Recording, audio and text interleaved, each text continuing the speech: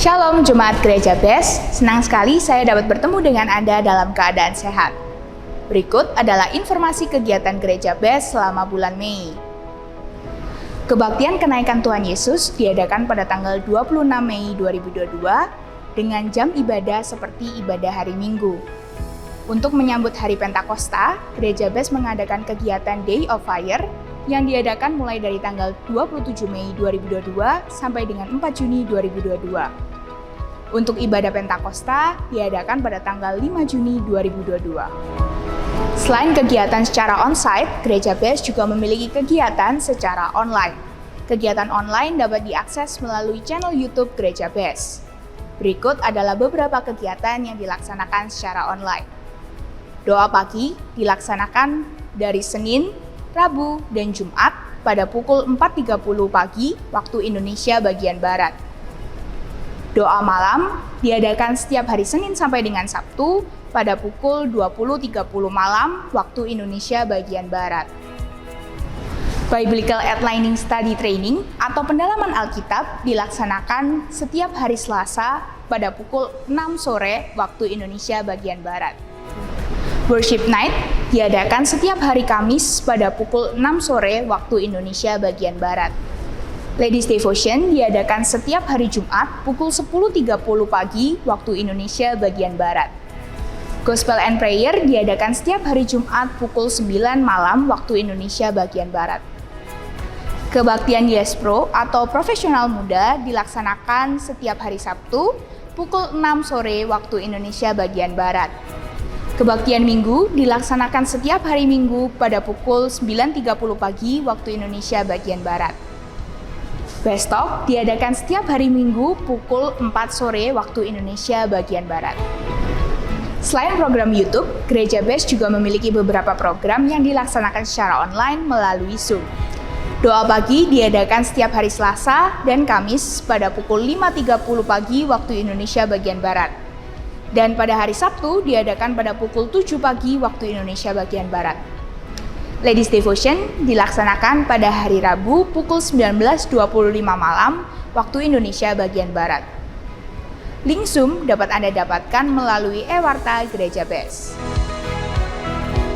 Sekolah Tinggi Teologi Adiwacana Surabaya menerima pendaftaran mahasiswa baru hingga tanggal 31 Agustus 2022. Bagi Anda yang tertarik dan ingin mendapatkan informasi lebih mengenai sekolah tinggi tersebut, bisa melakukan scan barcode yang tertera di layar. Bagi Anda yang tergerak untuk memberikan persembahan dan perpuluhan dapat diberikan dengan cara scan barcode yang tertera di layar. Sekian informasi yang dapat saya sampaikan. Mari kita siapkan hati dan pikiran untuk mendengarkan firman Tuhan. Selamat beribadah dan Tuhan Yesus memberkati.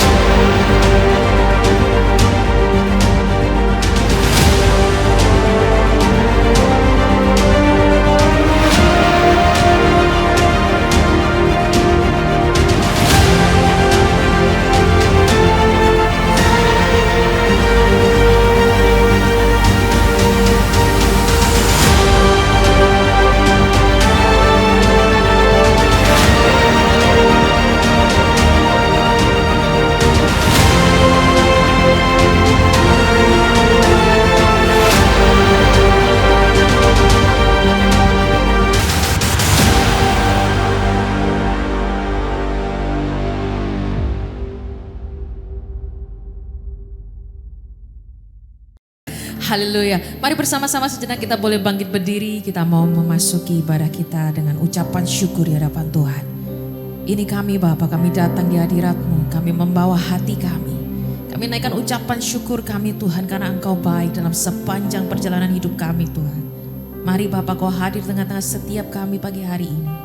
Urapi, jamah, berikan kekuatan yang baru, pengharapan yang baru buat setiap kami Tuhan. Sepanjang ibadah ini dari awal hingga akhirnya kami mau menikmati Engkau Tuhan. Engkau yang ada hadir.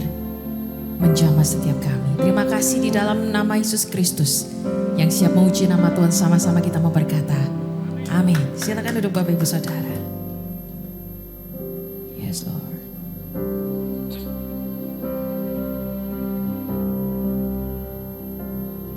Dalamnya kasih sayangmu Kau tuliskan dalam hatiku, suka dan duka yang ku lewati, indah bersamamu Tuhan. Katakan sekali lagi. Dalamnya kasih sayangmu Kau tuliskan dalam hatiku, suka dan duka yang ku lewati, indah bersamamu Tuhan.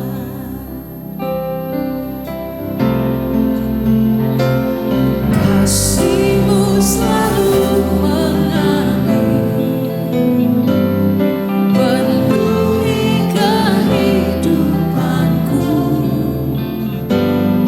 Engkau setia menguatkanku, ku bersyukur, ku ada dalam hati-Mu. Ingatlah Bapak Ibu Saudara, Kau ada di dalam hati Tuhan. Mari naikkan ucapan syukurmu di hadapan Tuhan. Dalamnya kasih sayangmu Kau tuliskan dalam hatiku, suka dan duka yang ku lewati, indah bersamamu Tuhan. Amen. Katakan dari hatimu. Dalamnya kasih sayangmu Kau tuliskan dalam hatiku, suka dan duka yang ku lewati, indah bersamamu Tuhan.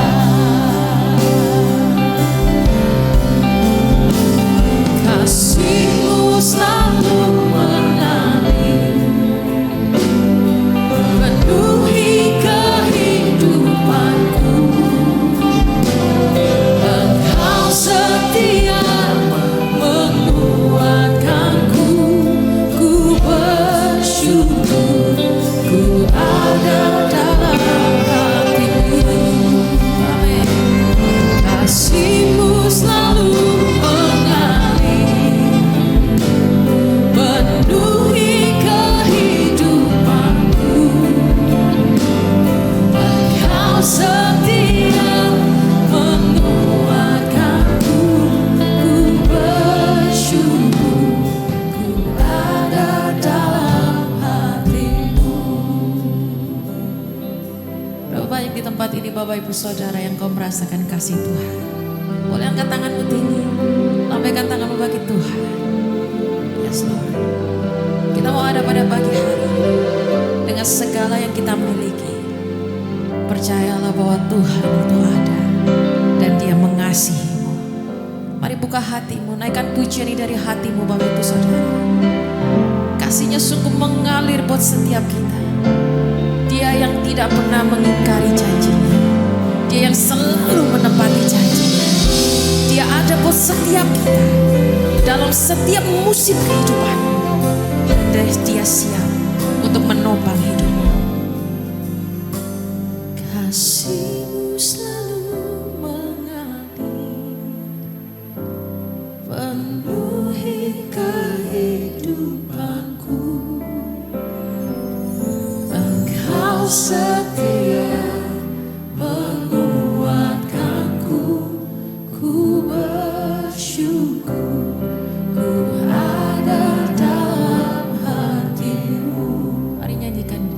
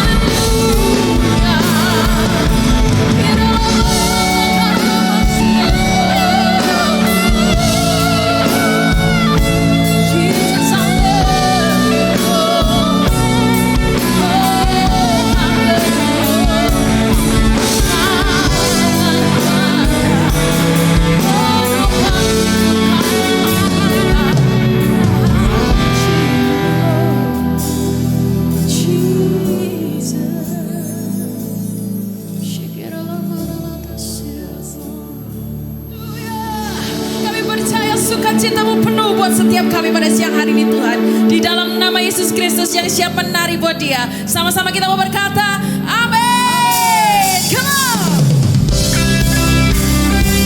Mari bernyanyilah bagi Tuhan.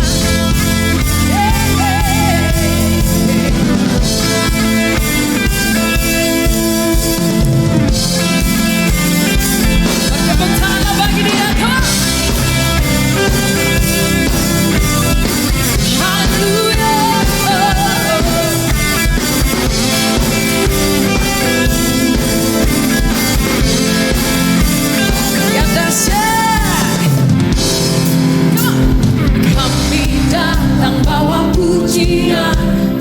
Bersama memuji-Mu Tuhan, satukan suara dan nyanyikan sorak kemenangan. Angkat tanganmu, come on.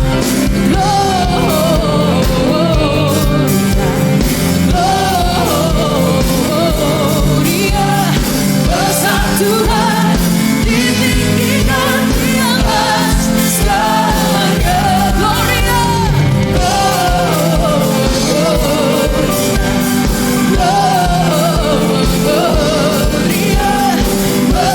Tuhan ditinggikan puji Dia. Gloria, sorak-sorai bagi Dia. Haleluya. Mari bawa pujian terbaik di hadapan Tuhan sebagai doa yang harum bagi Dia. Haleluya. Come on, say. Kami datang bawa pujian, bersama memuji-Mu Tuhan, satukan suara dan nyanyian sorak sekali lagi angkat suaramu Bapak Ibu, come on. Datang bawa pujian, bersama memuji-Mu Tuhan, satukan suara dan nyanyikan sorak. Angkat tanganmu bersama, come on.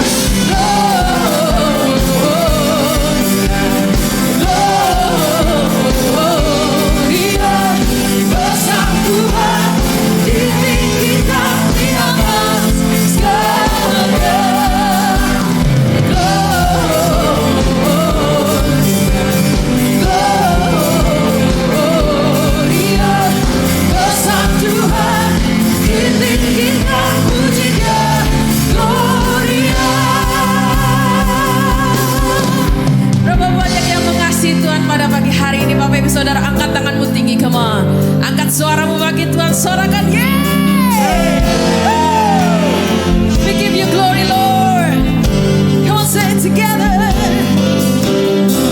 We give you glory, we give you honor, we give you praise for all that you are.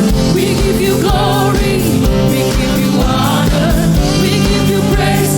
Gloria, we give you glory,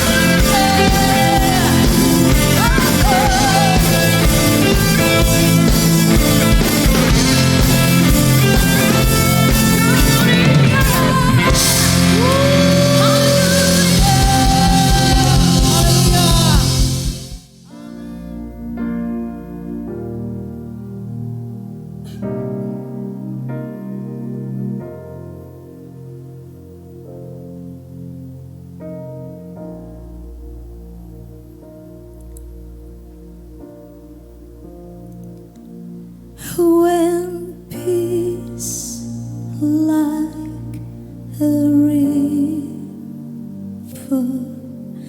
attended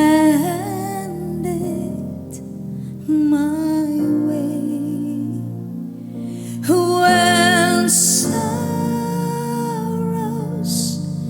like sea billows roll, whatever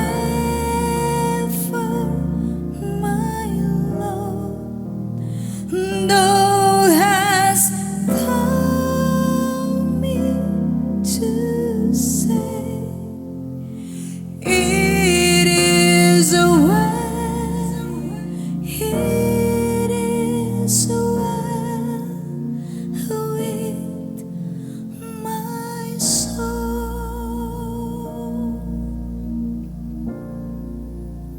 It is well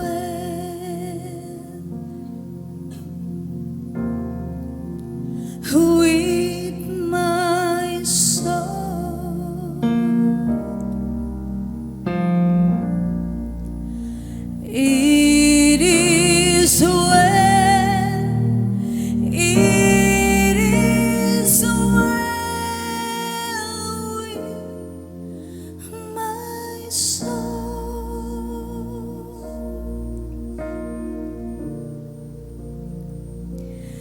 Though Satan should buffet, though trials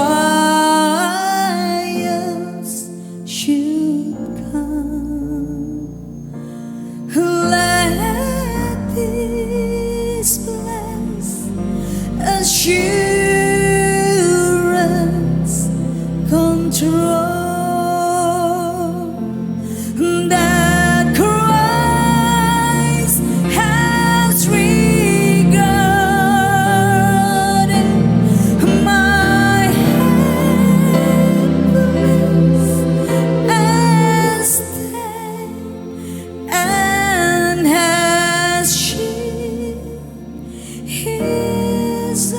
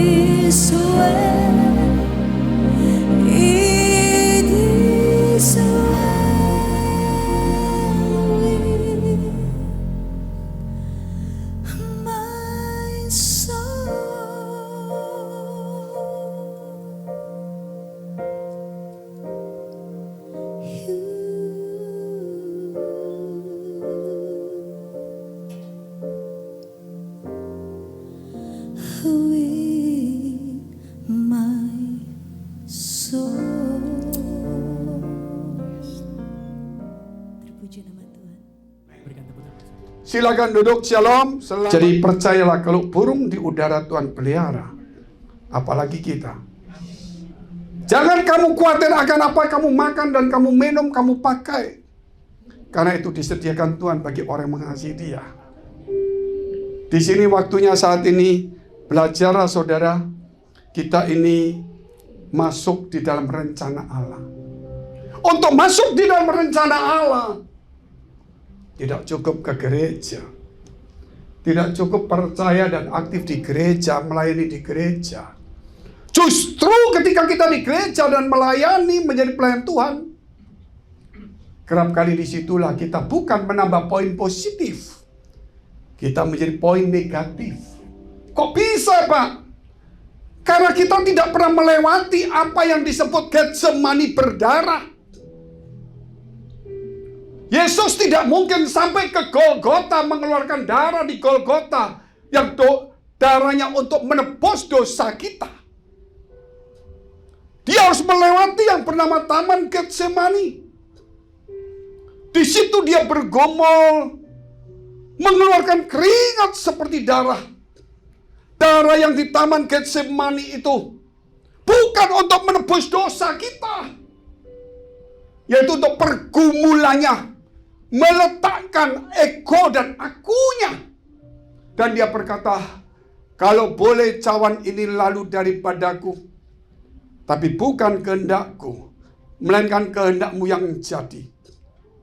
Tanpa Getsemani kita tidak mungkin melihat Yesus sampai di Golgota. Dia akan melakukan kehendaknya terus, saudara. Tetapi karena di Getsemani itulah dia meletakkan kehendaknya, baru sampai di Golgota. Demikian kita semua, seorang pelayan Tuhan, orang pun aktivis maupun orang yang datang di gereja. Kita mau di gereja, kita mau melayani dan sebagainya, itu bagus. Sama dengan kita menuju ke Golgota tanpa melewati Getsemani. Getsemani itu adalah tempat di mana engkau berada. Untuk apa? Untuk bergumul, meletakkan perasaan pikiranmu. Ego kita dan akuku itu harus ditaruh di Getsemani, baru kita bisa sampai di Golgota. Kita bukan disalib untuk dunia, tapi Golgota adalah menunjukkan tempat kita ini mau melayani dan menderita untuk Kristus dan bayar harga. Semua orang ingin menuju ke Golgota, menunjukkan ini loh, aku sudah dipakai Tuhan, mujizatku, karuniaku, pelayanan, jabatanku. Tetapi dia tidak melewati Getsemani. Yang muncul cuma aku. Dan itulah saudara, tidak ada sesuatu yang baik di tempat itu. Gereja akan menjadi sarang penyamun kembali. Kita harus melewati Getsemani. Di mana Getsemanimu? Di kamarmu. Itulah Getsemani-Getsemanimu. Taruhlah kehendakmu, egomu di kamar itu. Bukan hanya tidur. Sehingga kau keluar kamar menjadi berkat bagi keluargamu. Di manakah Getsemani itu? Di rumahmu. Itu Getsemanimu. Egomu, akumu, kamu letakkan di situ supaya kau menjadi berkat di keluarga. Ketika kau keluar rumah menjadi berkat, bukan aku yang harus diutamakan. Di mana egomu? Di mobilmu, di motormu. Ketika engkau dalam perjalanan, itulah Getsemanimu. Engkau katakan, Bapak, saya nak motor pakai helm STNK, saya ngerem tidak ngebut. Itu Getsemani saya. Engkau berkata, aku di mobil semuanya rapi, mengutamakan orang, tidak ngebut, tidak motong. Itu Getsemani. Getsemani itu, saudara, dunia. Karena engkau takut ditilang dan ditangkap dan didenda. Kalau engkau mengikuti aturan dengan baik itu jelas. Tetapi kalau tujuannya untuk menipu dan memaki orang, memfitnah orang, mobil yang kau tumpangi walaupun kau mengikuti aturan lalu lintas dengan baik, kalau tujuannya itu tidak menjadi berkat, mobil kendaraanmu yang kamu tumpangi bukan Getsemanimu. Di kantormu, di tempat engkau olahraga, di tempat engkau sport, bahkan di gerejamu, itu adalah Getsemanimu. Di gereja ini Getsemanimu. Supaya engkau meletakkan kehendakmu, terlebih Kristus di sini yang berfirman. Taruh kehendak itu. Supaya gereja bukan menjadi tempat untuk perdebatan, persaingan, dan perkelahian. Itulah saudara artinya Getsemani. Makanya ketika saya berpikir itu 20 tahun lebih rema itu saya dapat. Baru kemarin saya tinggal di Singapura 2 bulan lebih. Saya duduk diam. Sulit mengutarakan ajaran ini. Saya tuangkan melalui sebuah lagu itu. Itulah saudara. Pelayanan gereja itu bukan salah. Tapi di Getsemani itulah. Sebenarnya kita akan keluar dalam pelayanan bersama Kristus. Bukan membawa diri kita. Apa artinya? Kalau kita pelayanan diri kita yang ditonjolkan, bukan Kristus. Sebab itu dikatakan, firman Tuhan menuliskan, kita baca dulu 2 Korintus pasal 15 ayat yang ke-5. Jelas mengatakan tentang kematian dan kebangkitan Kristus. Apa yang ada di sana saudara melihatnya, bahwa kita mati bersama dengan Kristus. Dan kita akan juga bangkit bersama dengan Kristus Yesus.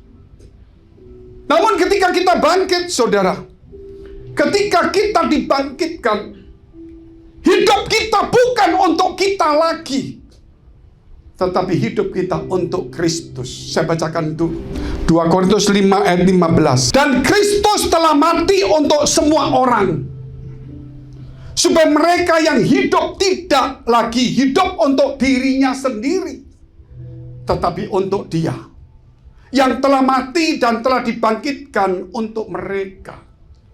Artinya di sini saudara, kita merayakan kebangkitan Kristus hari ini. Pertanyaannya, apakah hidup kita ini untuk Kristus atau untuk diri kita sendiri?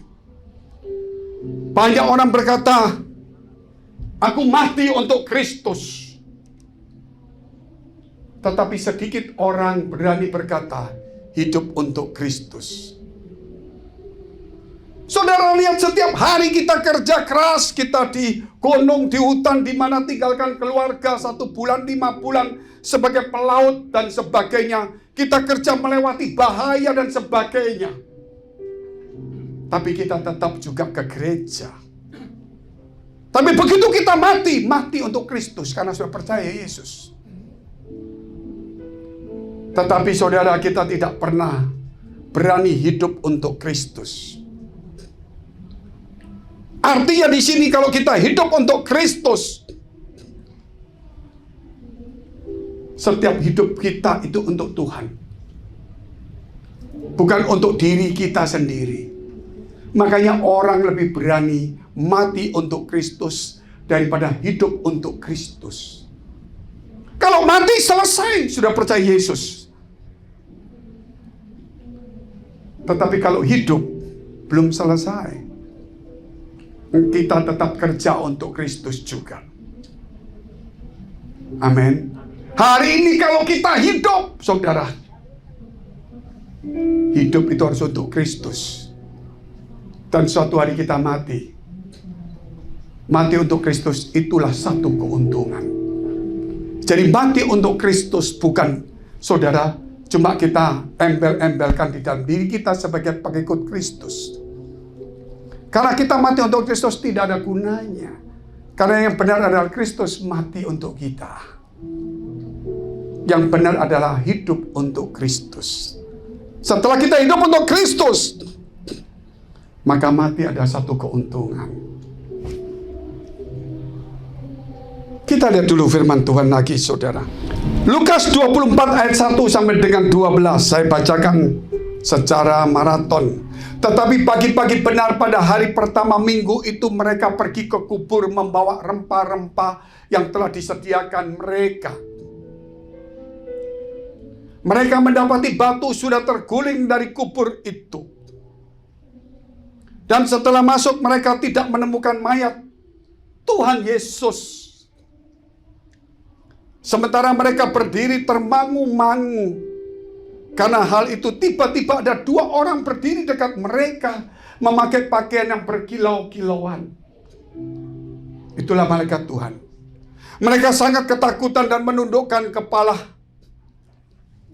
Kalau kita lari. Tetapi kedua orang itu berkata kepada mereka, "Mengapa kamu mencari Dia, Yesus, yang hidup di antara orang mati? Ia tidak ada di sini. Ia telah bangkit. Ingatlah apa yang dikatakannya kepada kamu ketika ia masih di Galilea,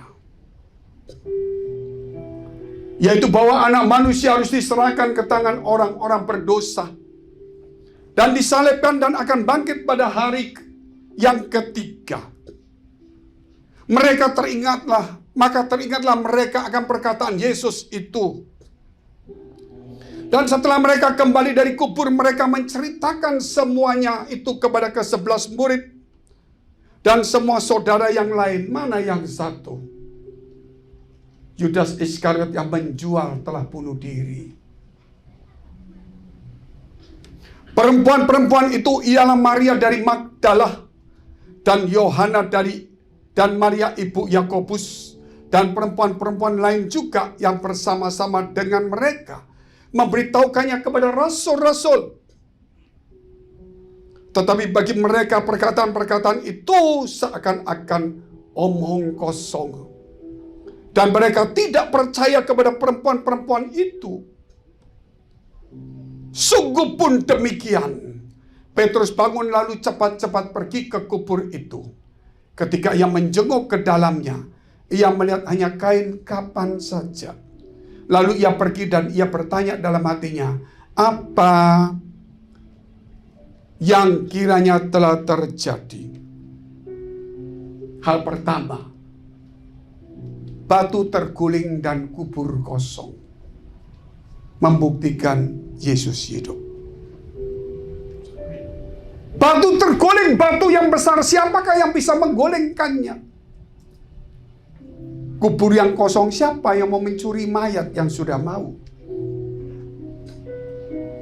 Sementara penjaga-penjaga menjaganya semua. Karena ada isu.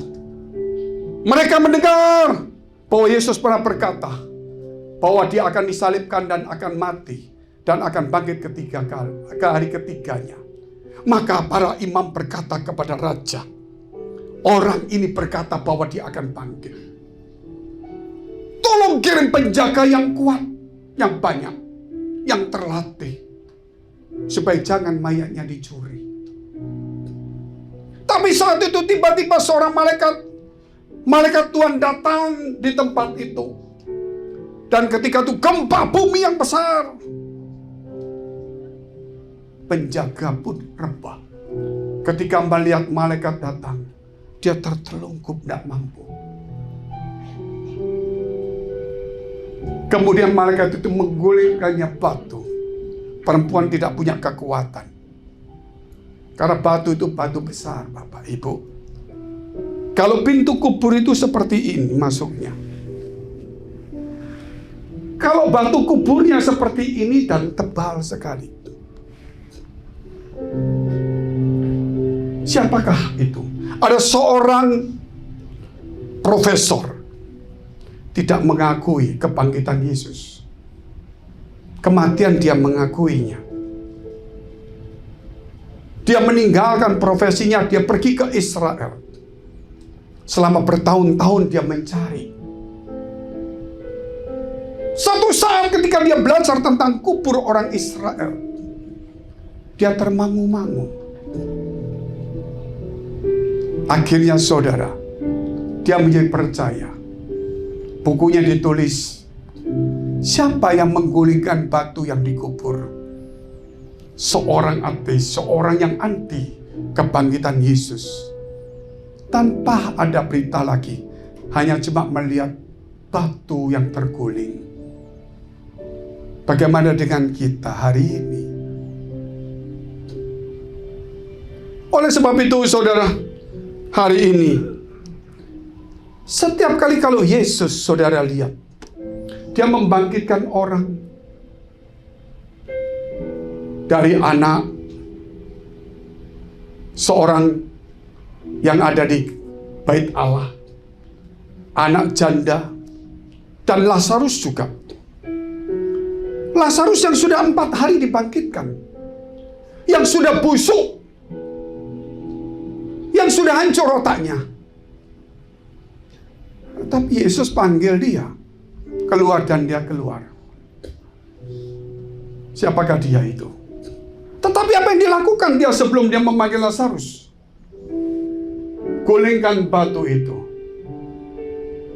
Baru dia memanggilnya. Hari ini saudara, engkau dan saya mungkin ada di kuburan-kuburan bukan mati secara jasmani. Kuburan mati harapanmu, masa depanmu. Gelap sekali di tempat itu. Yesus akan bangkitkan engkau semua hari ini. Cukup dia katakan sepatah kata, Fenggi.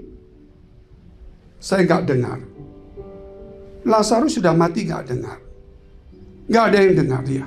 Tapi dia bangkit. Kenapa? Firman-Nya bukan untuk cuman sampai di berapa meter.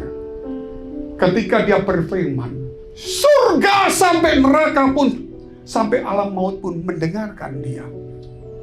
Dia yang berkuasa atas seluruh dunia ini. Kalau hari ini firman cuma engkau dengar, tetapi ingat, surga pun mendengar firman itu. Sampai alam mati pun mendengarnya. Yang menghalangi kita untuk kita bisa bangkit dan keluar adalah batu yang ada di hatimu itulah. Saudara, hati yang keras. Hati yang gak percaya, yang ragu-ragu. Belajar percaya. Dari keraguan-raguan menjadi percaya. Kalau hidup kita setengah percaya, hidup kita akan khawatir. Aku kalau mati, anakku bagaimana? Nanti anakku masih kecil, kalau aku tinggal bagaimana? Kalau orang percaya dengan Tuhan, walaupun dia harus meninggalkan anaknya yang kecil, dia tahu bahwa bapaknya di surga akan memeliharanya. Ada satu buah kisah, saudara. Ada seorang yang pacaran. Ini perempuan ini adalah anak yatim piatu. Ini anak orang kaya. Satu hari setelah pacaran, dia datang kepada papa mamanya. Aku mau menikah. Hah? Dengan siapa? Dengan ini. Oh, keturunan siapa? Nggak tahu. Kenapa? Yatim piatu. Papa mamanya tersentuh. Nggak, Pak, aku harus menikah dengan dia. Coba bawa kemari. Dibawalah dengan sukacita. Dijemputlah calon istrinya. Di tengah perjalanan terjadi kecelakaan yang hebat. Yang laki-laki, saudara, koma 2 tahun. Tidak sadar. Dan yang perempuan juga pasti sama. Tapi tidak koma lama. Ketika perempuan itu bertanya, mana si A? Calon mertuanya berkata, sudah mati. Jangan harap dan jangan pikir menikah lagi. Karena dia tidak setuju. 5 tahun, saudara, terjadi. Si perempuan ini ternyata sudah melahirkan. Waktu pacaran dia sudah mengandung. Gak ada yang tahu. Dan dia mati. Anaknya usianya masih muda. Anaknya ditaruhlah di yatim piatu. Ketika pemuda ini sudah mulai besar, dia tanya mamanya terus. Mana gadis itu? Dia sudah mati ketika kamu ini. Loh, kenapa? Akhirnya mamanya waktu menjelang meninggal, dia mengaku bahwa aku membohongin gadismu. bahwa engkau mati. Sehingga dia sedih dan mati dalam kesedihan. Oh, dia diam. Dia tanya kuburannya di mana. Dia pergi ke kuburan. Ketika di kuburan dia beli bunga di sampingnya. Ada seorang perempuan muda, pengemis. Tuhan, aku minta uang. Pemalas, narkoba, peminum. Rata-rata begitu. Nggak ada. Dia bentak. Perempuan itu minggir. Dia pikir, mendingan saya kasih $1 lah. Dia cari, nggak ada. Dia pergi ke kuburan. Waktu sampai di kuburan, dia heran. Ada perempuan Buddha yang bersihkan kuburan. Dia deketi. Terus gadis ini berkata, Mama, maafkan aku. Hari ini aku datang tidak bisa membawa bunga. Terkejutlah ini. Siapa kamu? Aku anaknya. Dibawalah pulang. Mereka hidup dalam arti bapak dan anak disatukan. Ada yang mati, ada yang hidup. Yesus mati supaya kita hidup. Yesus mati nggak perlu kita pergi ke kuburan memberikan bunga. Tapi ada anak-anak Yesus yang lain yang membutuhkan kita. Yang sama-sama akan mencari kubur Yesus yang kosong. Itulah hidup untuk Kristus. Bukan untuk diri kita sendiri. Saudaramu yang lain yang bukan saudara kandung, dia juga mengenal Yesus. Mungkin dia ingin membelikan bunga untuk Yesus walaupun Yesus tidak di kuburan terus. Itu saudaramu. Biarlah melalui kematian Yesus ini membangkitkan juga kita menjadi hidup untuk Kristus, bukan untuk diri sendiri. Kita lihat hal yang kedua.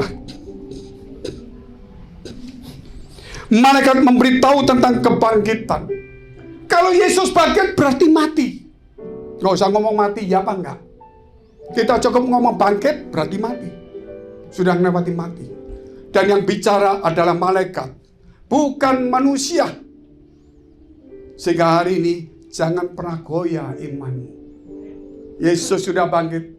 Sehingga kita tidak perlu ke kuburan mencari saudara kita di kuburan. Carilah mereka, saudara, yang ingin hidup untuk Kristus tapi mereka tidak punya kemampuan.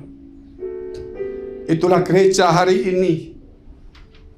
Saudara, kita harus memuridkan mereka supaya mereka punya hidup untuk Kristus.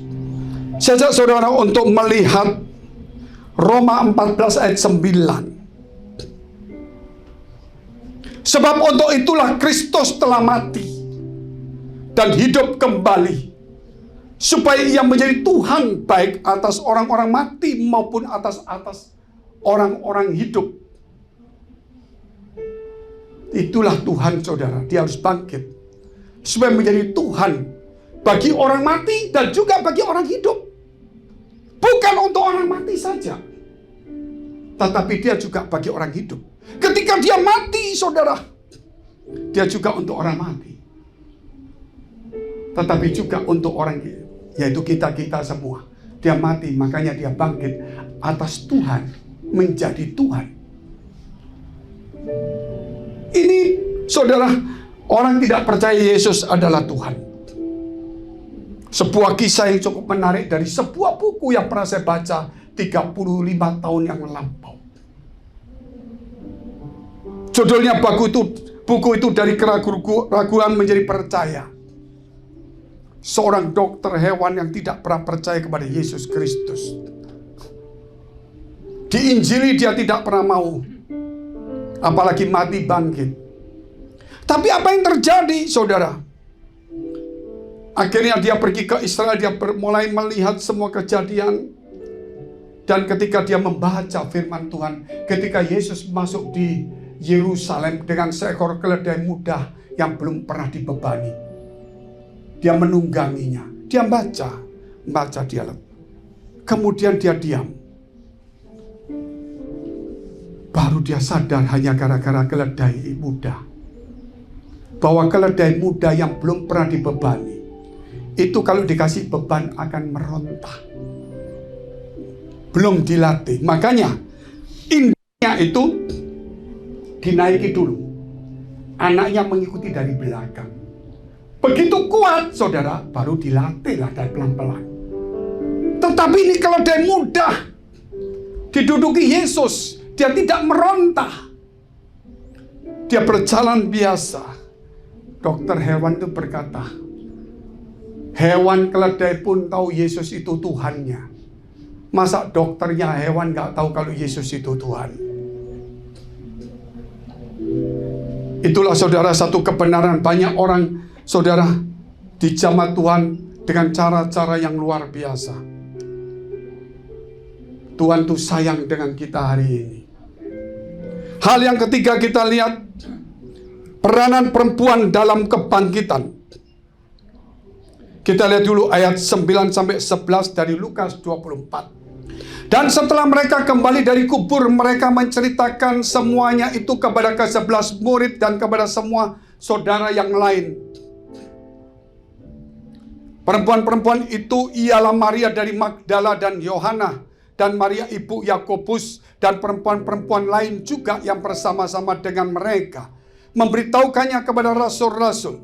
11. Tetapi bagi mereka perkataan-perkataan itu seakan-akan omong kosong, dan mereka tidak percaya kepada perempuan-perempuan itu.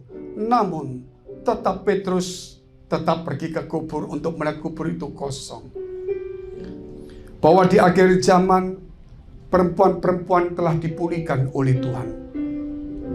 Bukankah perempuan ini yang membuat Adam dan Hawa, Adam itu jatuh di dalam dosa? Tetapi waktu kebangkitan Yesus Kristus, laki-laki tidak ada semua, para rasul lari semua. Perempuan yang pergi ke kubur. Dan kemudian mereka melihat kubur kosong. Malaikat memberitahukan bahwa Yesus sudah hidup. Kemudian mereka berjumpa dengan Yesus dan berkata, beritahu kepada saudara-saudaramu bahwa aku telah hidup, aku pergi ke Galilea. Nanti ketemu di sana. Perempuan ini pergi kepada rasul-rasul yang hebat-hebat. Yesus hidup! Yesus hidup! Yesus hidup! Kubur kosong! Mereka diam seperti saudara hari ini. Dia KKR besar. Yesus hidup! Kubur kosong! Dia lompat-lompat. Ya, seperti saudara lagi duduk di sini. Ada nggak kepercayaan? Perempuan itu berteriak sukacita. Mereka diam semua. Mungkin saudara sama. Nanti kita pulang kita lihat. Mereka lihat mendekati kubur.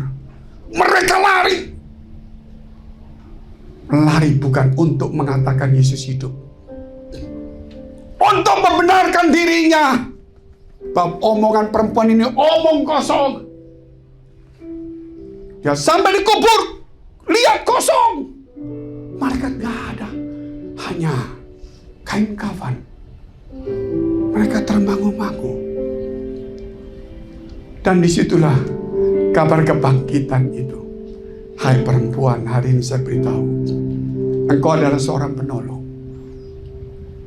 Jadikan suamimu, anakmu sebagai pelayan Tuhan.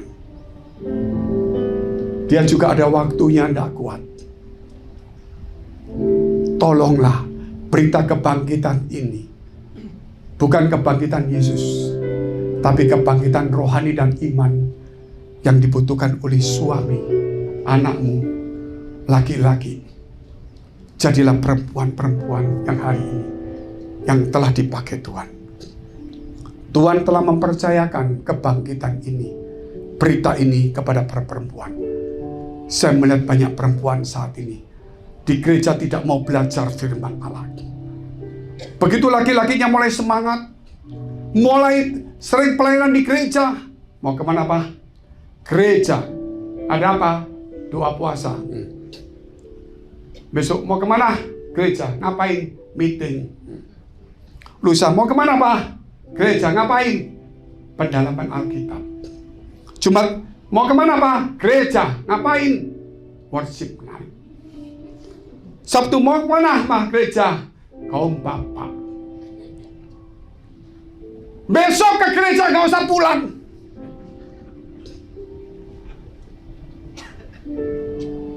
Dia menjadi saingan Tuhan.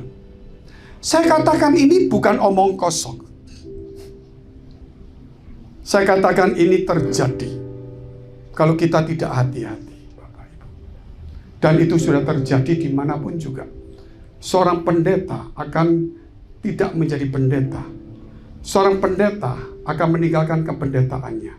Seorang pendeta akan menjadi hamba uang. Semua karena penolongnya tidak bisa memberikan kebangunan rohani dan iman dalam hidupnya. Kita bangkit berdiri, kita berdoa.